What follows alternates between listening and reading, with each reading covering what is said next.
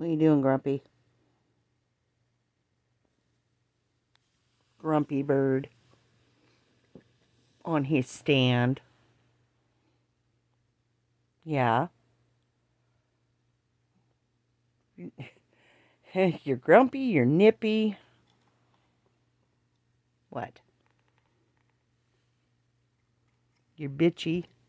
Oh, you're going to crawl up there. Are you? Can you make it? No? Do you need help? You've used your beak to climb other things. Oh, okay. We're going to be standoffish now, too. Probably because Mama does have the ace bandage on her wrist. So, yeah. What about the other hand? What if I use the other hand? Come here. Nope. Standoffish about that, too. All right. What did I do to get on your poo-poo list this time?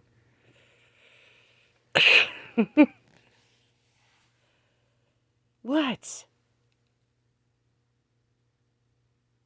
I don't know. You're giving me the stink eye. Yes, I know. And you're going to turn your back on me now. Oh, you weren't this way yesterday. You were in the beginning, but sheesh. Bird.